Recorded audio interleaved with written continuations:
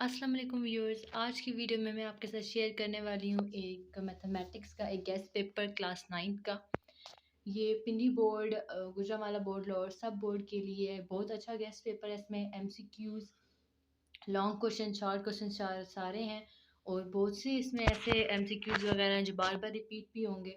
उनको आप बहुत अच्छे तरीके से कर लिया। अगर इस गेस्ट पेपर को तैयार कर लिया जाए तो आपका 95% पेपर हो जाता है सिर्फ इसी गेस्ट पेपर में से। इतना अच्छा गेस्ट पेपर है। चलें स्टार्ट करते हैं। कुछ कुछ एमसीक्यूज मैं बोलती जाऊंगी ताकि आपको समझ आ जाए। इन एमसीक्यूज के भी आपको नज़र आ रहा होगा कि यहाँ पे आंसर नहीं है, लेकिन एंड में मैं आपको आंसर की भी दिखा दूंगी, वहाँ पे आंसर्स भी हैं। पहला जैसे एमसीक्यूज है, product of x y to one is. जो भी आपका आंसर है वो आप इसे लगा सकते हैं और आप एंड में मैं आपको आंसर की दिखाऊंगी, उससे भी आप देख सकते हैं। इसी तरह से आगे आपको फाइंड करना है, डिटर्मिनेंट लेना होता है सेकंड वाले में, जिसमें ऐसे साइंस होते हैं। इसी तरह से रूट्स दिए हुए हैं और आगे ऑप्शंस हैं।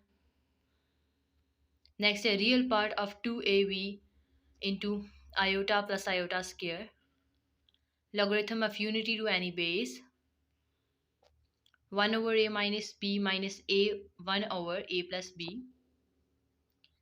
और ये आप जैसे देख रहे हैं कुछ सॉल्व करने वाले एमसीक्यूज हैं, जैसे अभी जो मैंने बोला a-1/a-b वाला। और इसी तरह से नीचे है whole 3 plus square root 2 into 3 minus square root 2। तो ये आप सॉल्व करने के लिए आप जो शीट आपको मिलती है या उसी जो ऑब्जेक्टिव पेपर होता है उसी के पीछे सॉल्व किया करें, कहीं और नहीं लिखा करें। और लेड पेंसिल से पहले आप सॉल्व कर लें, पेपर के लिए आपके लिए ईजी होता है।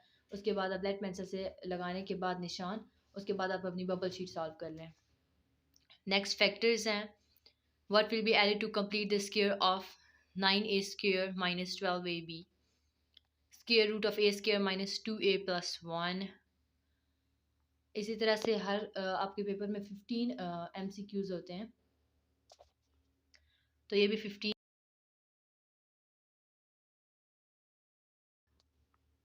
Median of triangle cut each other in the ratio. अब ये नेक्स्ट पेपर है और आपको पता है आपको ऑब्जेक्टिव का टाइम जो होता है वो 15 मिनट्स होता है मैथ के पेपर में। स्टूडेंट्स, आपने पहला पेपर देख लिया, अभी दूसरा पेपर है, इसमें भी 15 ही एमसीक्यूज होंगे। ये सब पेपर्स का मिला हुआ पेपर है, कोई एक एग्जैक्ट पेपर नहीं है, ठीक है। सब पेपर्स में से उठा के जो बहुत ज़्यादा कॉमन एमसीक्यूज होते हैं वो गेस्ट पेपर्स में होते हैं।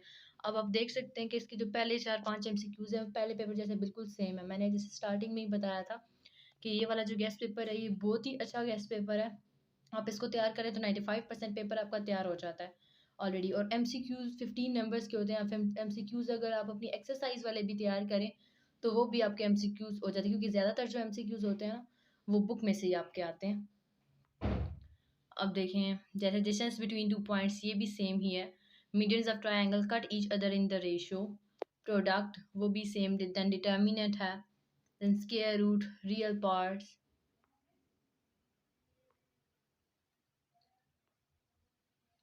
फैक्टर्स हैं। अब आप नोट कर रहे होंगे कि लॉगरिथम वाला जो चैप्टर है उसमें से आपका कोई बहुत मतलब लेंथी सा सॉल्व करने वाला एमसीक्यूज नहीं आता है। डायरेक्ट ये logarithm of unity to any base, ये आपकी एक्सरसाइज का ही एमसीक्यूज है। इसी तरह से जो फैक्टर्स वाले चैप्टर होते हैं अलजेब्रा वाले, उनमें से एक फैक्टर्स ये बहुत इजी से सॉल्व करने वाला एमसीक्यूज होता है। आपका 1 मिनट आप लें तो ये एमसीक्यूज आपका सॉल्व हो जाता है।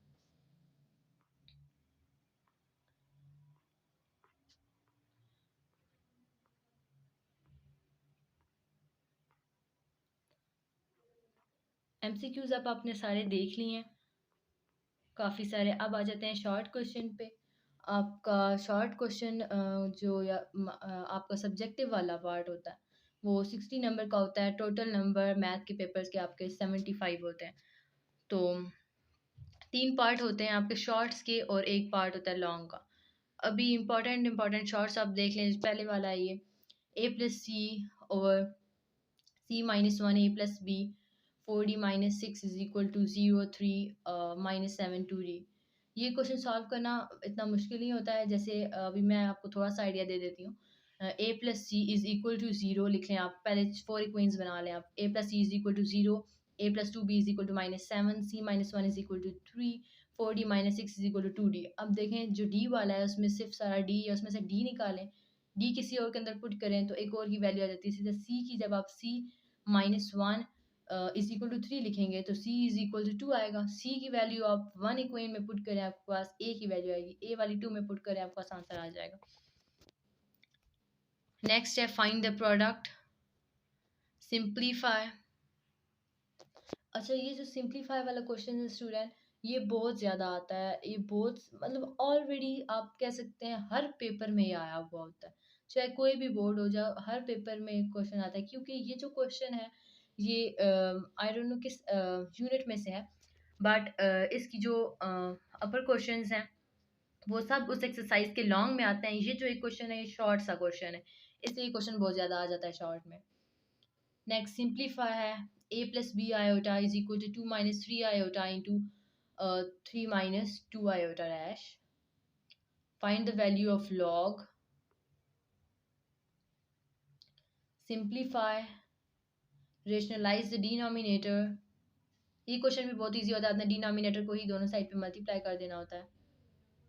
Factorise, find the HCF। अब देख लें सेकंड पार्ट में फाइंड द HCF है। Find solution set, find the inequality. Inequality वाला क्वेश्चन भी स्टूडेंट्स ज़रूरी आता है। Find the value of m and c by expressing the given equation in the form of y is equal to mx plus c. Draw the graph and find the midpoint of the line segment joining the given pair. ये midpoint वाला जो question है ये भी बहुत ही ज़्यादा important है। और अब आप देख रहे होंगे आगे हमेशा ऐसे ही होता है कि शॉर्ट क्वेश्चन का जो तीसरा वाला पार्ट होता है आपके पेपर में, उसमें बहुत ज़्यादा डेफिनेशंस आ रही होती हैं। तो जो आपके नेक्स्ट वाले चैप्टर्स होते हैं, जो अलजेब्रा के बाद जो एंड में चैप्टर्स रह जाते हैं जिनमें थ्योरम और ज्योमेट्री आ जाती है, उनकी आपको जो डेफिनेशंस हैं उनको बहुत अच्छे से याद कर लिया करें, क्योंकि उनमें से ज़्यादा डेफिनेशंस ही आती हैं। Define the bisector of angle है जैसे verify the triangle having these measures, इसमें तो आपको पाइथागोरस थ्योरम लग जाता है। Define area of figure, define triangular region, construct this triangle, define circumcenter of a triangle, solve by Cramer rule। अब ये लॉन्ग है, solve by Cramer rule, simplify, use log table to find the value of। ये तो बच्चों आपको पता ही है कि लॉगरिथम वाला जो चैप्टर है उसमें से ज़रूर हर सूरत एक लॉन्ग आता है। बहुत ज़्यादा कॉम्प्लिकेटेड नहीं आता है क्वेश्चन, कुछ एक दो क्वेश्चन है उसमें जो बहुत ज़्यादा कॉम्प्लिकेटेड है, वो बहुत कम होता है कि आ जाए। इजी लॉन्ग में लॉगरिथम वाले चैप्टर में से आता है क्वेश्चन, लेकिन आता ज़रूर है। तो लॉगरिथम वाले चैप्टर को बहुत अच्छा कर लें। Find the value of m square plus n square plus p square, जबकि m plus n plus p is equal to m n plus n p plus m p is equal to 27 दिया हुआ है। Determine the value of k when remainder is divided by x minus 3. Use factorization to find the square root. Solve the equation and check for the extraneous solution. Construct a square equal in area to the sum of the two squares having sides 3 cm and 4 cm respectively. अच्छा, अभी बच्चों ये जो questions होते हैं आपके geometry वाले, ये ज़्यादातर नहीं करवाते हैं 9th-10th में। बहुत से स्टूडेंट्स करते भी हैं ये वाला चैप्टर, लेकिन मैथ का जो पेपर होता है उसमें बहुत ज़्यादा चॉइस होती है। तो आपके 4 लॉन्ग आते हैं, उनमें से आपको एक जो थ्योरम होता है 5 लॉन्ग आते हैं। थ्योरम आपको जो करना होता है वो कंपलसरी होता है, उसमें भी चॉइस होती है। तो और उसका भी आपको पता होता है कि इन 2 चैप्टर्स में से ही थ्योरम आ जाते हैं। तो वो वाले आप चैप्टर अच्छे से कर लें ताकि उनमें से थ्योरम हो जाए। और ये वाला लास्ट चैप्टर आप बिल्कुल ना भी करें, क्योंकि ज्योमेट्री एक बिल्कुल अलग सा कॉन्सेप्ट होता है। तो फिर भी आपका कुछ जो पेपर है ना वो बहुत अच्छे से हल हो जाता है। ये अभी मैं आपको दिखा देती हूँ, सारे MCQs की आंसर शीट है।